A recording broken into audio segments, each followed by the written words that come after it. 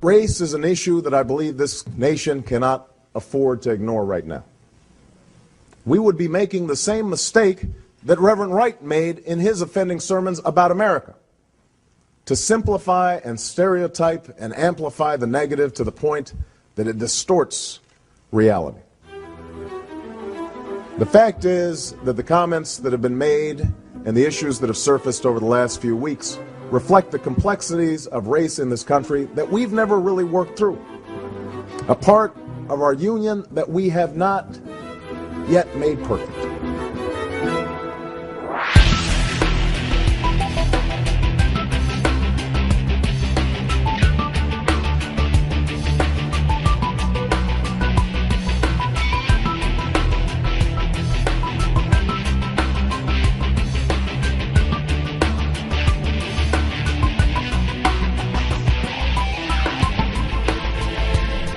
I agree with Senator Obama. It is time for America to have a conversation about race. I can't think of another issue facing our country that is more timely or more important today than the issue of racism. I also can't think of another issue that is more artificial, manufactured, and manipulated than this whole construct called racism. You see, I've grown suspicious of the term itself and of people who use it frequently.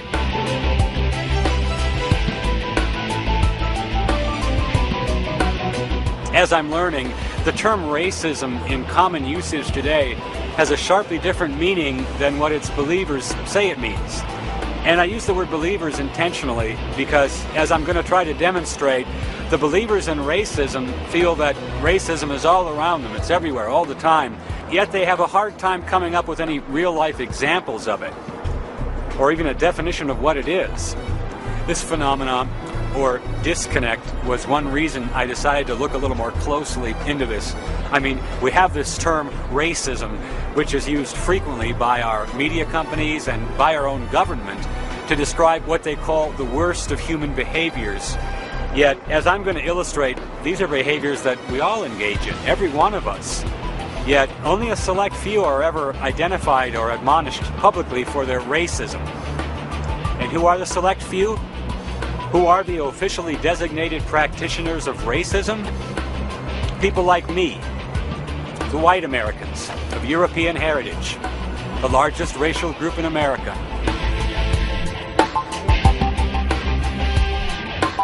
And this is what I'm going to demonstrate. This construct of racism is not an objective term. It has no concise definition. In fact, it's used too often as a tool of intimidation, like a hammer against Caucasian whites. And so for my demonstration, I'm simply going to interview some of racism's believers and look for inconsistencies. And finding believers is easy. I ran an ad in Craigslist for interview subjects under the heading of Ending Racism Now. We'll also stop at a busy street corner in downtown Denver and stop random passersby for their opinions on the subject. From there, I think we'll be able to determine what the conventional wisdom on racism really is, glaring contradictions and all. So those are my intentions. I'm not trying to make anyone look foolish, but the conventional wisdom on racism is so convoluted today that sometimes it's unavoidable.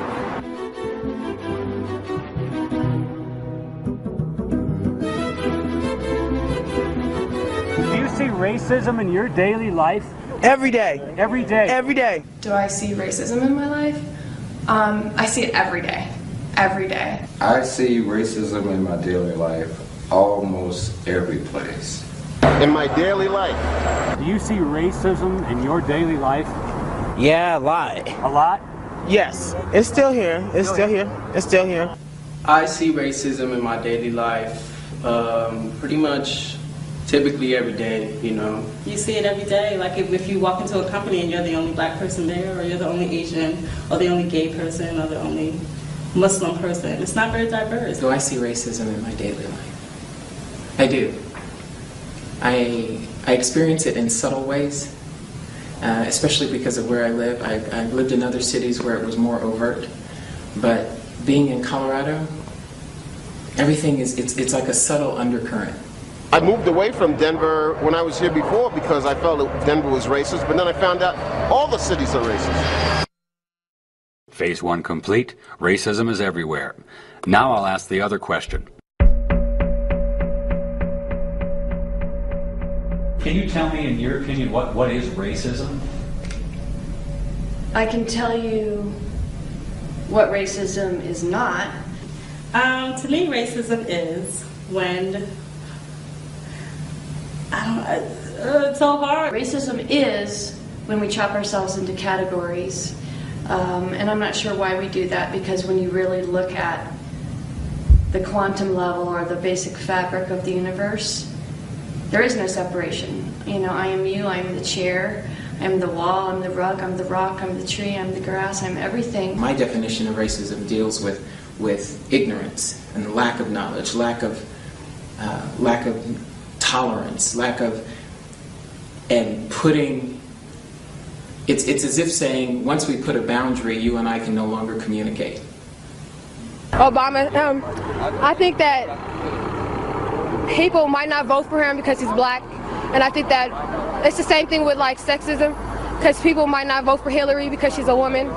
I see that as racism when you look at a person and because of what you've been taught and what you know from your family and what's been ingrained into your psyche, that's where your ideas of racism come from.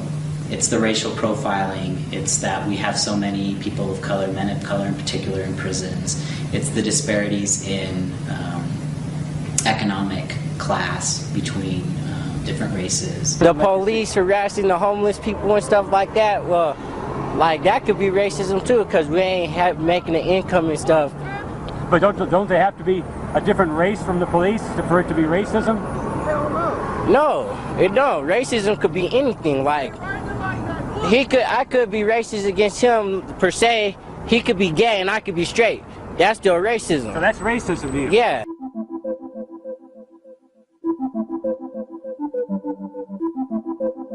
That's what I mean by disconnects. I can't think of another word that's more common in usage today, yet so vague and even contradictory in meaning. Can anyone be blamed for being a little leery of such a flexible term? An actual definition of the term would be an important part of any conversation about race, but there isn't one. Or let me put it another way.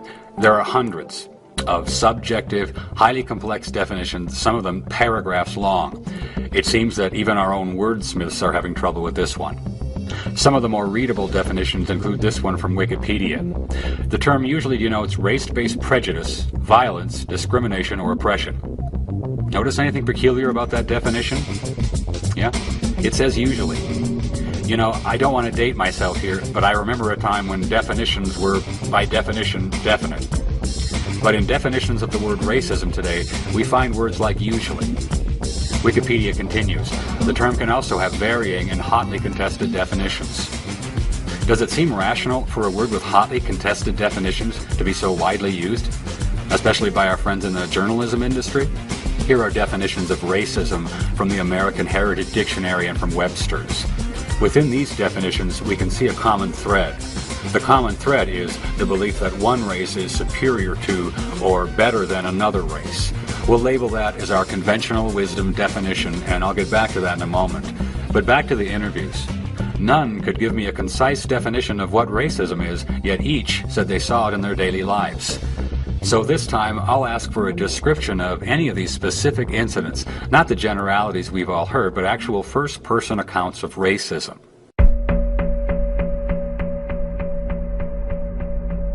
Ooh, example. Ooh, man. Example. Oh, I guess, I'll give you an example. I went to a local community college library to use a computer because I haven't gotten into an apartment yet. I'm returning to Denver. And I noticed that one of the guys that worked in the library, he's staring at me. He's pretending he's going to get coffee, but he's staring at me while I'm using the computer. So then when I leave, he and one of the other librarians, they say to me, well, goodbye now. Like it gave me the impression they were saying like good riddance now. I take the light rail to school every day, and maybe a black person was being loud. And my automatic thought is to think, you know, black people, they're so loud, you know, or black people this or black people that.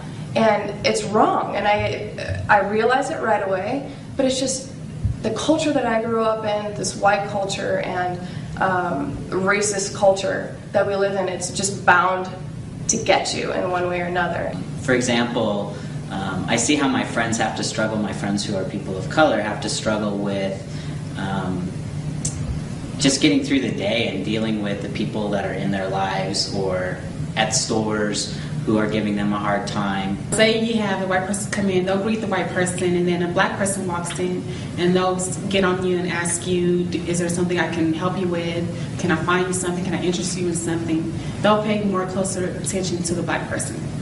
Sometimes if I go in the store, I've seen women like snatch their purse from one side of their arm and put it on the other side and look at me with a tight face, you know, so it's kind of hilarious, you know, knowing the kind of person I am, but then to see that reaction from other people, and sometimes it hurts.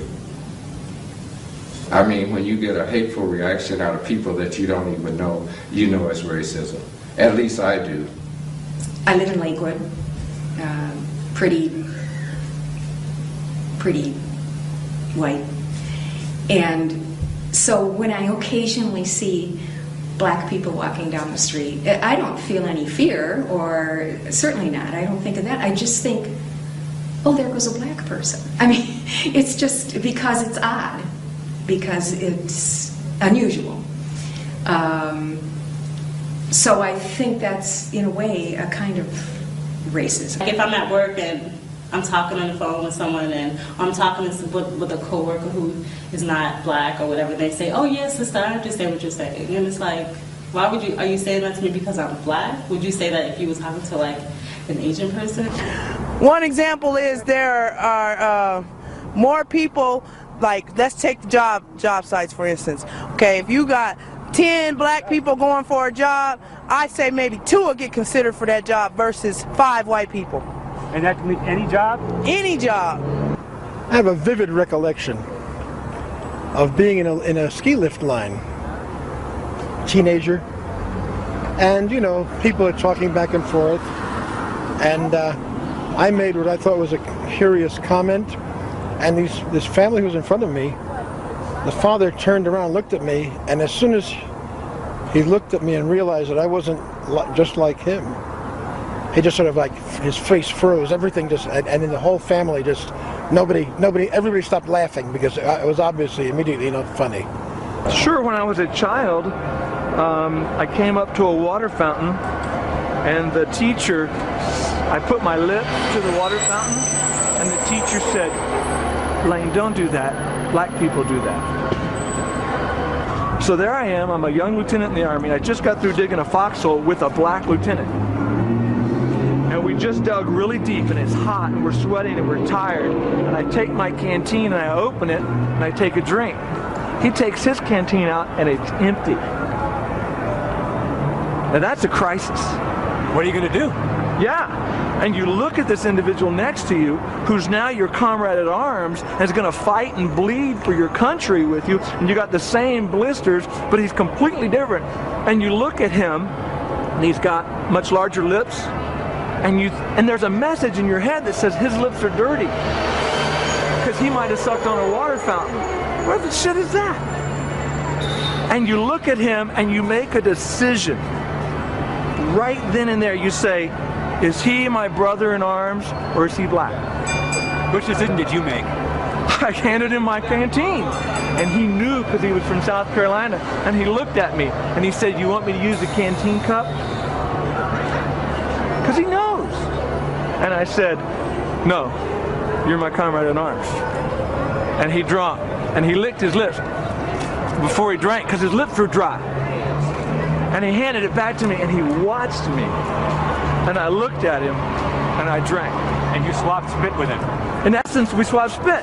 I mean, what are you going to do? You share a canteen, and I swap and spit. And at that moment, I realized how much racism was in there. Insidious. Well, I am from the South, and every now and then my accent will come out a little bit. And people tell you look a little bit like Bill Clinton? Mostly black. Really? Give me an example of the type of racism you see?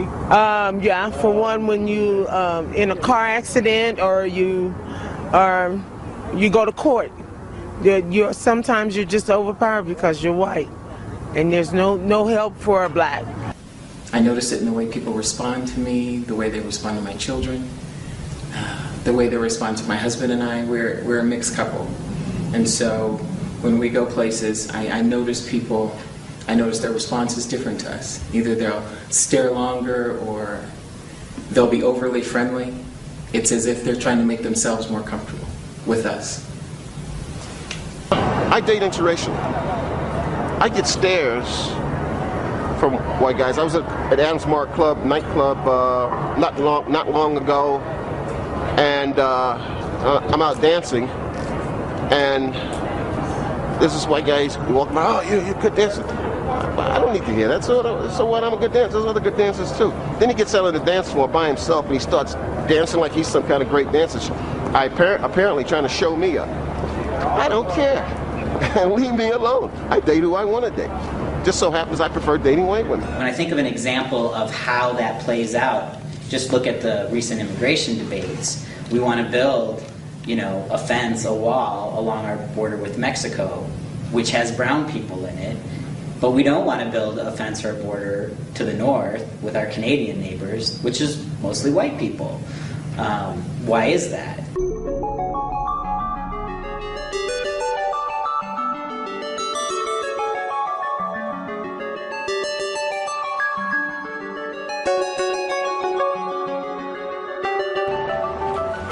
So when I asked people who said they saw racism in their daily lives to give me an example of it, two couldn't.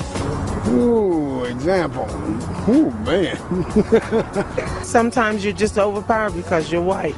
Four automatically switch to generalities. Just getting through the day and dealing with the people that are in their lives. Let's take job sites, for instance. They'll pay more closer attention to the black person. But we don't want to build a fence or a border to the north with our Canadian neighbors, which is mostly white people. But the rest did. Here are their examples. I noticed that one of the guys that worked in the library, he's staring at me. He's pretending he's going to get coffee, but he's staring at me while I'm using the computer. So then when I leave, he and one of the other librarians, they say to me, well, goodbye now. Like it gave me the impression they were saying like good riddance now. And my automatic thought was to think, black people, they're so loud. I've seen women like snatch their purse from one side of their arm and put it on the other side. I just think, oh, there goes a black person. I'm talking with a coworker who is not black or whatever. They say, oh, yes, sister, I understand what you're saying. The father turned around, looked at me, and as soon as he looked at me and realized that I wasn't just like him, he just sort of like, his face froze, everything just, and then the whole family just, everybody stopped laughing. I date interracial. I get stares from white guys. There's this white guy walking by, oh, you're a good dancer. I don't need to hear that. So what? I'm a good dancer. There's other good dancers too. I came up to a water fountain, and the teacher, I put my lip to the water fountain, and the teacher said, Lane, don't do that. Black people do that. I notice their response is different to us. Either they'll stare longer or they'll be overly friendly. These are the 15 best examples I was given. I haven't hidden any coherent examples just to help make my point. And I have to mention again that these examples are given by people of all races who claim to see racism in their daily lives. Well, I hate to have to be the one to point this out, but all of these examples of this so-called racism that permeates our nation, none of them really amount to anything. Can staring at someone really be compared with persecution? Can being overly friendly to someone really be compared with denying them employment? And when I become aware of disconnects like this, I start to look for others. What other inconsistencies are hiding behind this word, this hammer called racism? If we go back to our conventional wisdom definition of racism, we see that a racist is someone that believes that one race is better than another.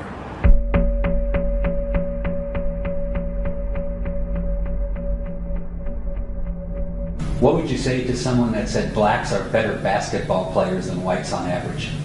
I would say that is true. Would you agree the NBA is 90% African American? Yes, I would. Why is that? Because they think that we're black, that we're better at athletes and stuff like that. As it is now, yeah, I would say that black men are better at basketball than white men. Okay. Because of the results that we see. Because of the results that we see. I mean, I thought that if a white person has the skill of a black person, they could be on the basketball team. I'm not that well acquainted with it in terms of the racial, how it's occurred that the racial makeup of basketball teams is as such as it is. I have always believed it probably had to do with their skill of the game. Well, that wasn't too hard. Most people have no problem with saying that blacks are better at basketball than whites, even though that does fit that common thread among definitions of racism. See the disconnect? So I guess it's okay to say that one race is better at something than another, as long as the one race is never white people.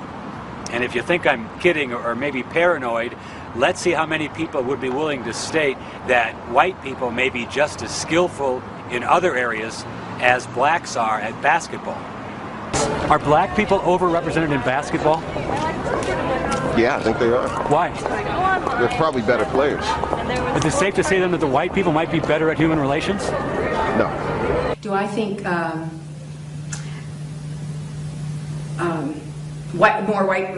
there are areas where white people excel and it's due to their skill and that's why more white people are in those areas?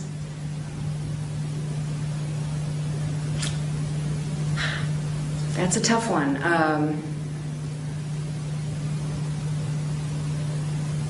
I think it could be true, but I don't know what the areas would be. Are white men better at keeping jobs and paying bills than black men? Now that just opens up a whole bag of tricks. That just throws in socioeconomic status, racism, culture, everything. Now, the point I'm going to notice, Tina, was that when I asked you if black men were better at basketball, you gave me basically a one-word answer with a couple of qualifiers. Right. If I asked you if men are better at holding down a job, I got 3 paragraphs. Right. Can you see maybe a different standard that you assign to blacks versus you assign to the whites? No. No? No. Even though you gave me a yes, blacks are better because of the evidence. Mm-hmm. But whites, even though the evidence shows they're better at this, we've got to back up and we've got to really consider this more. Yeah. You don't consider that any kind of a double standard at all? No, I wouldn't call it a double standard at all. So the conventional wisdom is that it's acceptable to acknowledge the skill and ability of certain races in some areas, but no one can seem to find any areas where white people demonstrate their skill and ability. It's another one of those disconnects. I mean, who can deny it? In areas where people of color excel, we credit them for their capabilities. But how do we view areas where whites excel? We condemn them for their racism. This double standard is a clear example of how the conventional wisdom on racism has become itself a form of anti-white bigotry. And I'll demonstrate this by asking about an area where white people do well.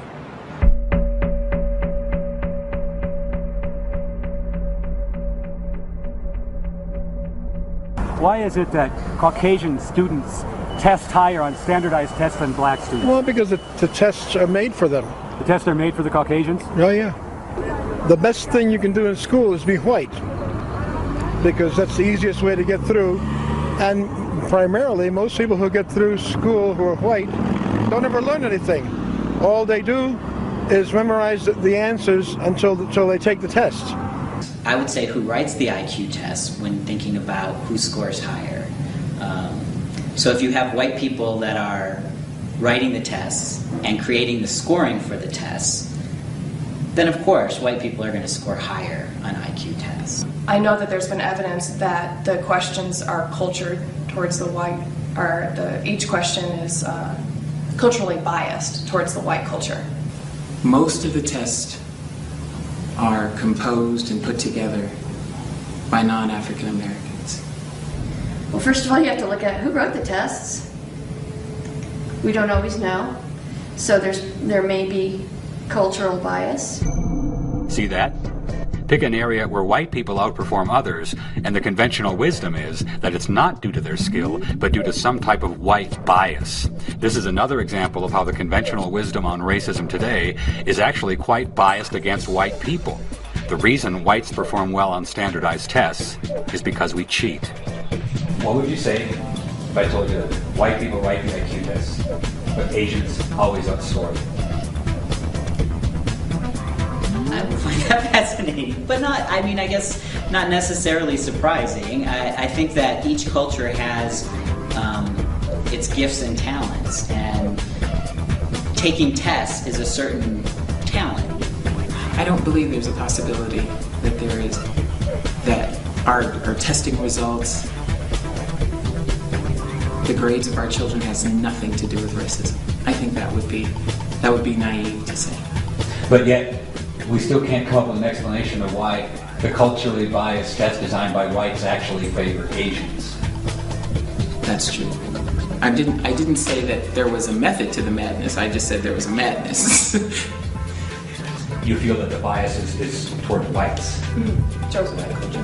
What do you say when people say that these tests that are written by whites, consistently the highest scores are Asians?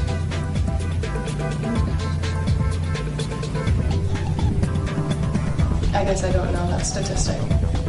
My first guess for the reasons why Asians do better, and from what I've studied, that questions tend to be culture towards the white culture, barber bias towards white culture, is that similarities in teaching style.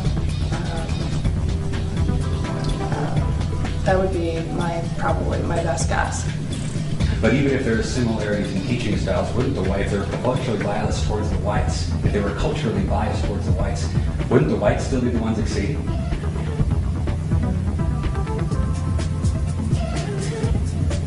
Yeah, if you look at it on face value. If the tests were made for white people, why is it that Asians outscore whites consistently on standardized tests? Well, first of all, Asians have 6,000 years of written literate history behind them. But you said that Asian. this tests were made for whites. Well, they're made for people who think a certain way. So Asians and whites think a different way than African Americans do, and Latinos?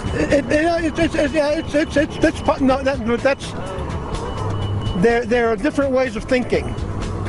Different populations represent those ways of thought and cultural congruences different ways. I'm trying to get back to my original point. You said that the tests were created for whites. I said that Asians outscore them, and you said the reason why is why?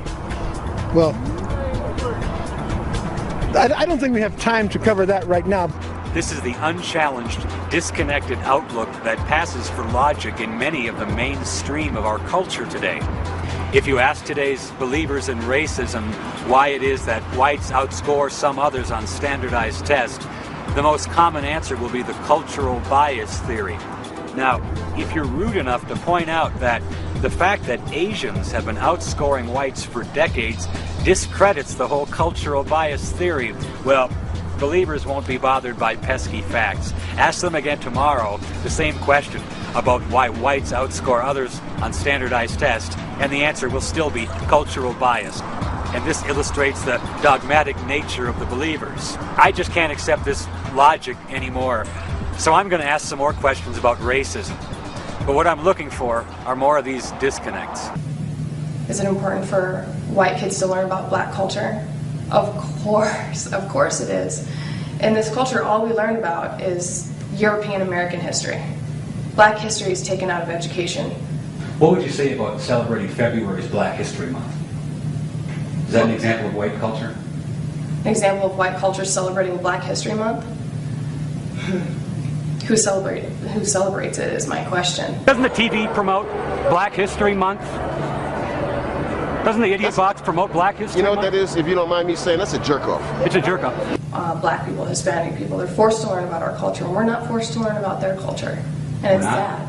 I don't think so. If 66% of the population or the audience, TV audience, is Caucasian, and they don't have a channel that specifically emphasizes their culture, but yet Hispanic and African Americans do. That's a really hard question.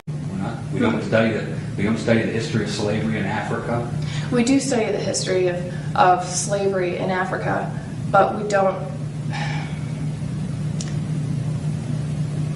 It's more, we study facts and what happened. We don't learn stories.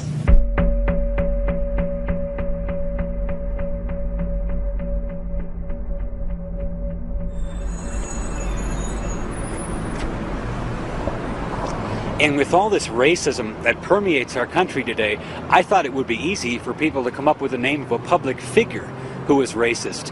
It wasn't. Of the 50 or so people I interviewed on camera that see racism daily, none could come up with the name of a public figure that was racist. I had to offer a suggestion myself, admittedly to stimulate conversation.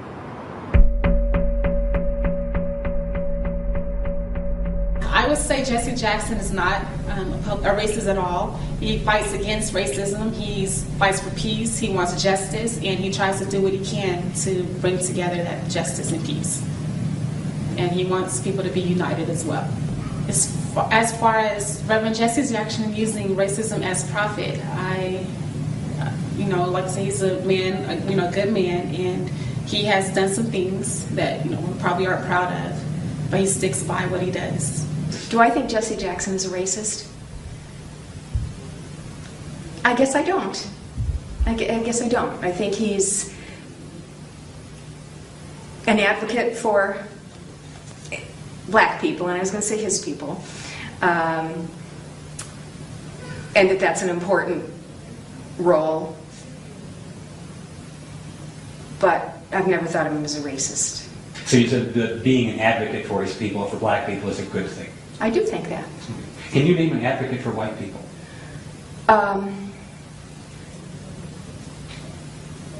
Can I name an advocate for white people? Wow. Specifically for white people.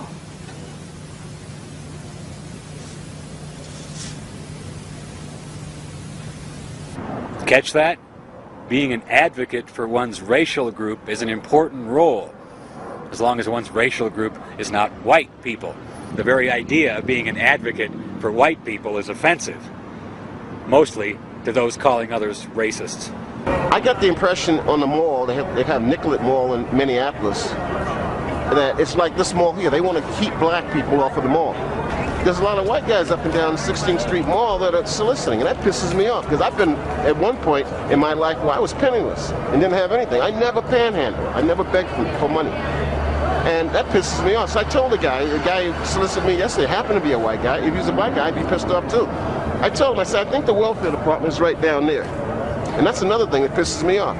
I did everything I was supposed to do, never broke the law, always tried to work for a living, and I still get treated like a second-class citizen. I risk my life for my country. Who's treating you like a second-class citizen? Mostly white males. I do believe that our culture is racist. Who's it in benefit of? White males. White males? Yeah. You mentioned the racism, but where's the racism in this? The racism is he's paying particular close attention to me because I'm in the company, my girlfriend's white, and I'm in the company of a white woman. This isn't a dance club? Yeah. A disco? Yeah. But can you ever see a situation where African-American men might try to intimidate white men in that same situation? Yeah, but not as much. Not as much? It doesn't happen as much. I've seen a lot of black people make white people uncomfortable. And sometimes, I don't know if it's so much racism, or sometimes it's just that they want to get back at what they consider to be the man. One of the things that happens in America is that anything that happens to white people from another race is generally not looked upon as a hate crime. In a lot of ways, it looks as retaliation. You may be uncomfortable, or you piss my parents off, and I grew up in this country, now it's my chance to get you back. This is more of today's conventional wisdom in our conversation. When whites mistreat people of color, it's always racism. But when whites are victims, we must step back. We have to look deeper for the root causes of said mistreatment. A glaring double standard. Are white people right to be a little afraid of blacks? I'd say yeah. Yeah? They intimidate them because now it's more interracial. It's kind of, I don't know. No, wait a second. The Filipinos are all looking for money. And what did you say, the other one? Like Jewish people, they're cheap. Everybody has like their own stereotypes. Give me some more of those. I don't know. I can't. Black people. Black people think black people were criminals.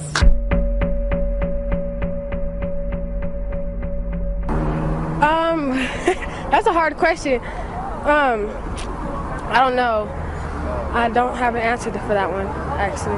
If I were to hear someone say African Americans are committing more crimes than whites, I would not be offended because it's true. I see it on the news. When you turn on the news, it's mainly an African American who intruded a home, did a drive-by shooting, gang-related drug bust. So that's all you see pretty much is African American crime. So no, I would not be offended, but I would agree. If you're thinking of a black person and the stereotype you've ingrained in your head is this, this person is maybe a criminal. Why do African Americans get the bad rep? Because we do the most crucial stuff around here. We're just like on that point where like, if we want to do something, we'll do it and not think twice about it and just go out there and do it again and again, or do it even more worse than we did before. African Americans are involved in gangs, they're involved in drugs, they're involved with just the street life. If someone were to feel that blacks are more criminally inclined than whites, would they have any justification for that? Unfortunately, I think yes. I don't feel like I had to go through all this racism stuff because I'm African American. Now, what would you say to the guy that says, hey, you know what, African Americans commit half the crimes in this country. Of course we should look at it more carefully. Yeah. I mean, we do some crime around here, but I'm not going to say we do half of the crime. Yeah, African Americans are like that, but it's not all African Americans around here doing all the crime like that. You know, there's all sorts of other ethnicities that do all that. If you were a taxpayer, I was a taxpayer, and you heard about somebody breaking into a house, how would you feel if you saw the cops beating them down? On some real shit, I don't know. I'll probably try to tell them take that to the courts, because I don't see how they gonna beat somebody up. Yeah, they broke into a house, they was in the wrong doing, but at that same point, you can't just beat somebody up because they broke into a house. How about if they broke into your house? If they broke into my house, I promise I'll kill the motherfucker. Now, what would you say to the guy that says you're making the definition of a criminal? Well, I already know I'm a criminal. I've been locked up since I was 11. But you say the cops are racist, but yet you're saying you're a criminal. I'm a criminal, but yeah, on that same note, when we're not doing nothing, that's when they want to come up here and fuck with us. Most of the violent crimes are committed by white males. I mean, who are all the mass murderers out here? They're not black people. All of the mass murderers you're saying are white? Majority of them are white, or Hispanic. How about the majority of the armed robbers and the rapists? Aren't they black? No. No? I don't think so. A common debating tactic of the believers is to flat out deny facts that we all know to be true. When Martin employs this tactic, he places the burden of proof upon me, knowing full well what a distasteful job it would be researching rape statistics.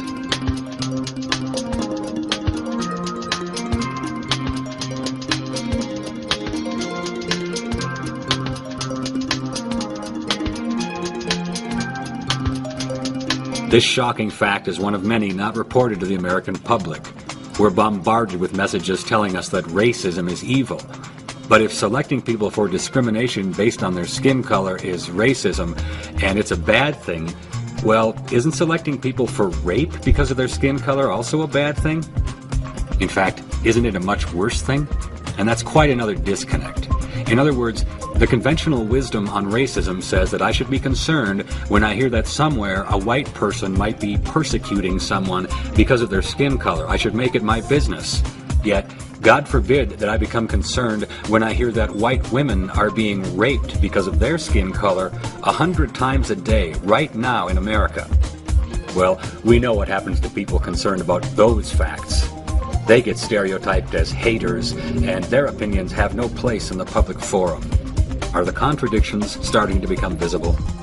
You mentioned, you used a term, people of color. So who are not the people of color? Well, I would say white people are not people of color. So you're saying that it's impossible for a black to be racist? Yes. How many of us would keep using this word, racism, if we found out that to a good many people it can only really mean one thing: a bad white person?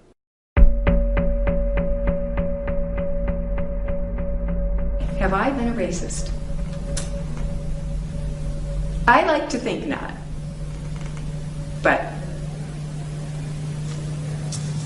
And I hope not.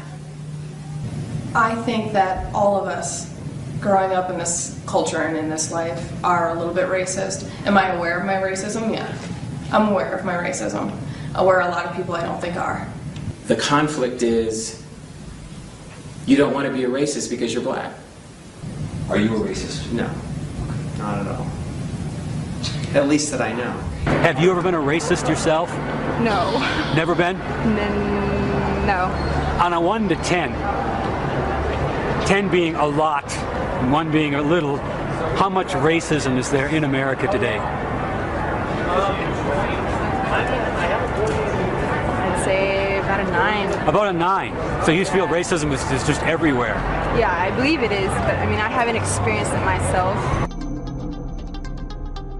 At one point in any conversation about race, one issue must be addressed, and it is a touchy one. But the answer to this question is paramount if we want our conversation to be objective. America never was a white nation. Never? Never. It was never a white nation.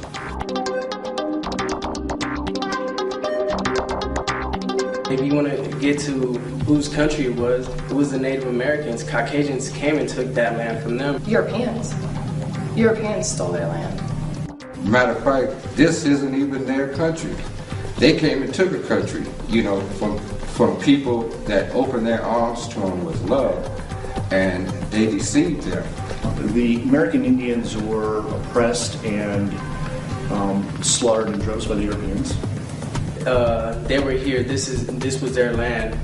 I'm not sure how they got here or if they fought anyone. What would you say to somebody who said every founding citizen of the United States of America was white?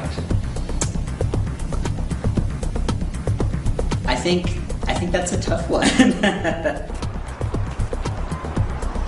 What would you call a nation where every single citizen was white and where immigration was restricted to white Christians? Would that be a white nation? Why does this matter? Are we a white nation any longer? Once again, because of the disconnect, because of the anti-white bias that lies within the conventional wisdom on racism.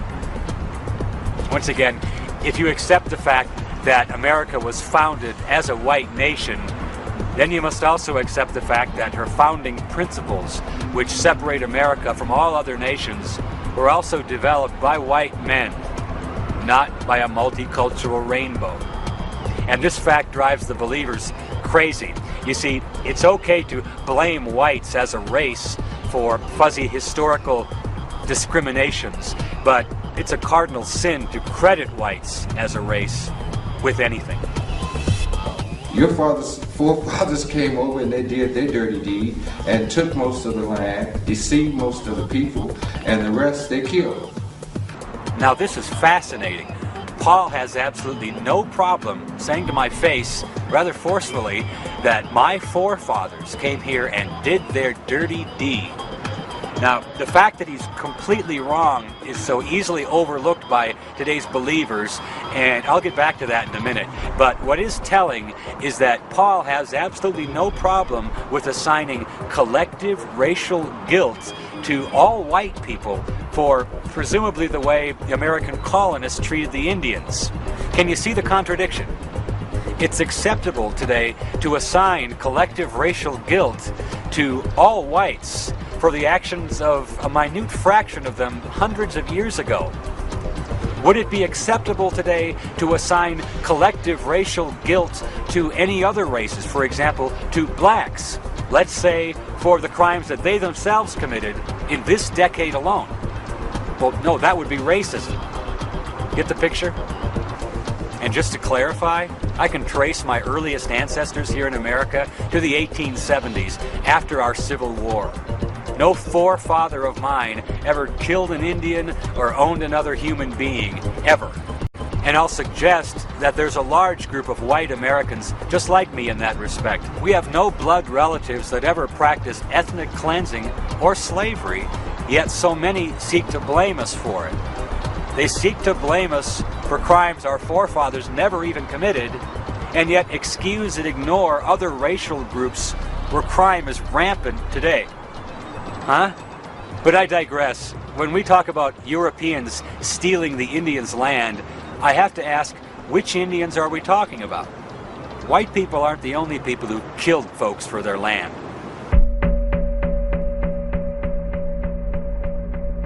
They didn't fight among each other, tribes? Oh, amongst each other, yes. Did they ever try to wipe out whole other tribes? I'm pretty sure they did. The American Indians did fight amongst themselves. Did they ever commit genocide amongst themselves? Absolutely. Yeah, there were warring nations and there were peaceful nations. It wasn't an equal playing field. And what I mean by that is, so when the Indians were conflicting with each other, when the tribes were conflicting with each other, they had similar ways of fighting each other, bows and arrows, spears, fighting, rocks, you know, whatever. And then white folks came across and they had different types of technology. Do I think that Indians killed each other for land before they arrived? I believe that, yes, that the different tribes fought back and forth.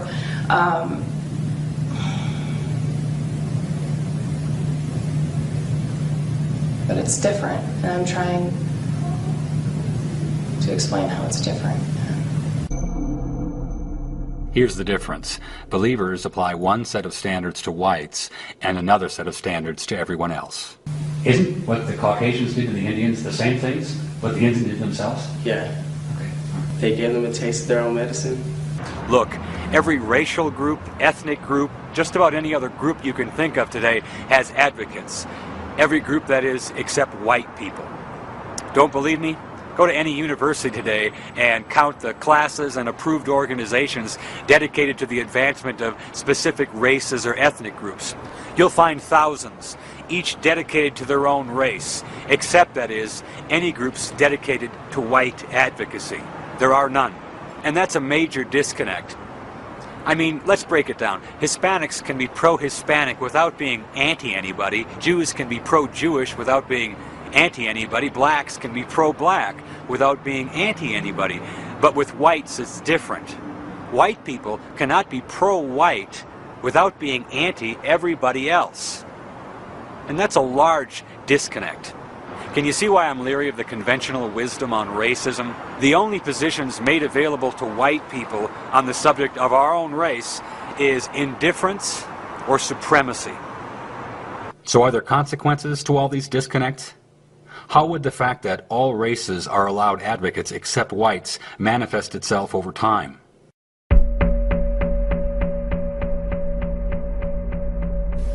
Do I think white people will become a minority? When I say that, I include particularly the Hispanic population. And yet I'm not, they're really, as I understand it, that's not really a race. So when we talk technically race, that's wrong. It's just that Hispanic people are a protected class. Do I think white nationalists have a point in saying enough is enough when whites are now at 66%, when our founding fathers were at 100%? I guess I don't. I don't think they have a point. I don't appreciate those organizations. But to some extent, I guess I can appreciate maybe their people's sense of loss. But in fact, white folks are starting to be a minority now. You think white people like that? Yeah, but seem like it's more Mexicans than white folks out here. Just maybe someday it just means a completely blended group of people that nobody will be able to figure out what anybody is anymore. Is that a good thing? I think that's a great thing. I think we are yellowing America and everybody's blending, and I think that's a good thing. That's what it is. It's so many different races and so many different backgrounds, and it's a good thing, something that people should accept. It's not like everybody's from England, or everybody's from Germany, or everybody's from France. This is a melting pot. It's 2008 now, it's time for change. America isn't just, the stereotypical Caucasian family or this and that. It's what, a mixing bowl?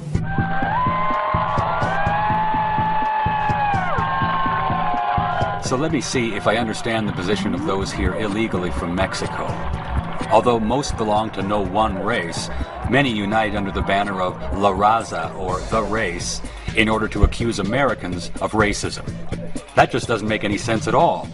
In other words, if we object to the stated agenda of replacing whites as the racial majority in America with Hispanics, it's us who get called the racists, not the people who are openly and actively working to change the racial makeup of our country.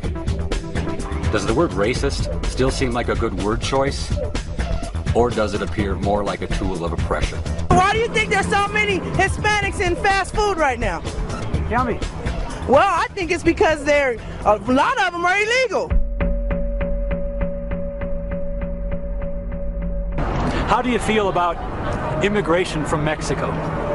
I think if they gonna come out here and live, they gotta abide by the laws. If they ain't gonna abide by the laws, they might as well get out of the country. Ooh, that's a good question. I think we got enough here. And just imagine how America's gonna be 15 years from now. Oh, I can see the potential for a lot of racial tension between blacks and Latinos. You're here bleeding our social services, you're using our hospitals, you're using this without contributing anything to our society. They can come over here and don't even have to speak English. You know what I'm saying? If we're in their country, we would have to adapt. The people who want to come to America, from Mexico, my feeling is, by God, let them in, you know? Let them in? Absolutely. We've got some people saying that we've got to open up the door and allow more in. And No, we people shouldn't. Saying that we should close the door and build a wall. Close the door and build a wall. And what's so bad about it, these Mexicans have more of an attitude. They're more arrogant than what a white man is. So you say that the Mexicans are more racist than the whites? Yes, especially the ones with the big belt buckles and the reptile shoes. You know, the United States lets 250,000 immigrants come in every year. It's more than any country in the world. Correct. So you think that's not enough? We're not being generous enough? Well, I think we got too many already. We got too many? Too many. If you were the immigration czar, what would you do? If you could give one order, what would it be? I would send them back. All 20 million? Yeah. It comes down to our rights as a U.S. citizen. A citizen? You're not a citizen, right? No, I'm not. Okay. If you were the president, what would you do with the 20 million illegal aliens that are here? Oh, cinco dos adios. They'd be gone. Oh, it would be no problem. They'd be gone. Oh, no. Now, if I said that, I know what would happen. I'd get called a racist. So where do the believers come from? Why do so many intelligent people overlook all these disconnects on matters of race? I think I know the answer, because I used to be one. Like many others, I was trained to be a believer. I remember it well, the day I got my training on the subject of racism. I was in the 5th grade at one of many Jefferson elementary schools in the Midwest. Our teachers were Mr. Lee and Mr. Dragland. One day, they announced to the class that we were going to play a game. It was called a word association game. The teacher would write a word on the board, and we were all supposed to shout out what that word made us think of. It was going to be fun. Mr. Lee began, and he wrote on the board the first word in the game. The word was white, and he pronounced it white. And we responded with words like clean and pure and honest. And as Mr. Lee was noting them on the board, we added more. Words like good and fair and bright. And then it was time for Mr. Dragland to choose the next word in the game. He wrote down the word black, but he pronounced it black. Almost angrily, he said, black. And we responded with words like scary, dark, and evil. He wrote down our answers as we tried to think of others. Words like empty or mean or dirty. And then we all got the surprise of our young lives. Our teachers were looking at the board, but then they turned to us, and Mr. Lee announced, "You're all racist." We were stunned. When one of the kids challenged them, he said, "I'm not a racist. I remember Mr. Lee saying something pretty close to, 'These are you kids' words, not ours. And frankly, we're both disgusted with all of you.'" The game had obviously ended. The classroom was silent, except for a couple of kids quietly crying. And for the rest of the day, and for the first time ever, we all got the silent treatment from Mr. Lee and Mr. Dragland. They were disgusted with our racism, and I never felt more ashamed of myself. And from that moment, I swore that I would change. From that day forward, I would believe that I am, by nature, a racist. So I ask you now, what is real? I mean, if racism were a real issue, then why do public school teachers have to trick children into believing in it? It makes you wonder, what is real?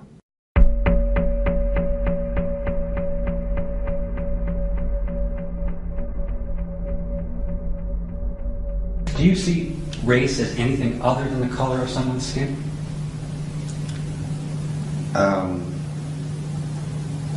I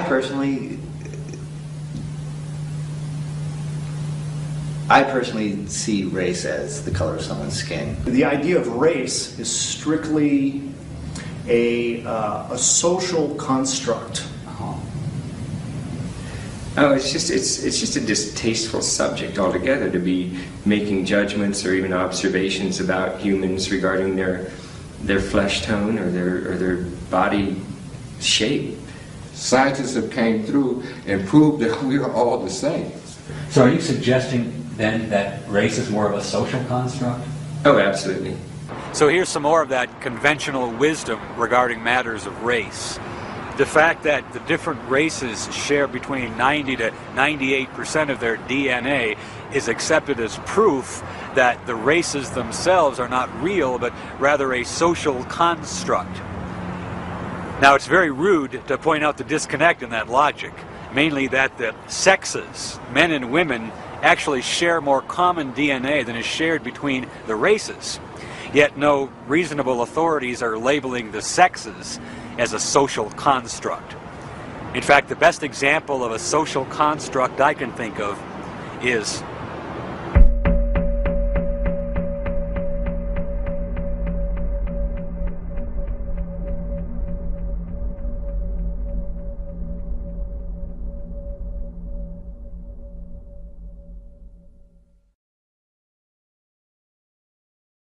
We got to work too. Well, I mean, isn't affirmative action No, specifically it's not for working. blacks? Yeah, it was affirmative action, but it's not working the way that it's supposed to work. They hire a black female and say, yeah, we hired a minority and we hired a female. We got to Kill two birds with one stone. Yeah, Okay. and the black men are left out in the cold. I was born female and have been living somewhat as a male for about 10 years. You mentioned you had a teenage 14-year-old daughter. Son, I'm sorry, I got confused. Yeah. Biological? Yes. So I gave birth to him before I transitioned. For example, a city like New Orleans or Chicago, some people will call them black cities. They overwhelmingly vote for black politicians. Yeah. Is that evidence of their racism? I think they just want to see their own race come up. You said you see racism every day. Can you give me another example? Another example? Oh, I'm fool, man. But really not, I really don't see it that much in this town.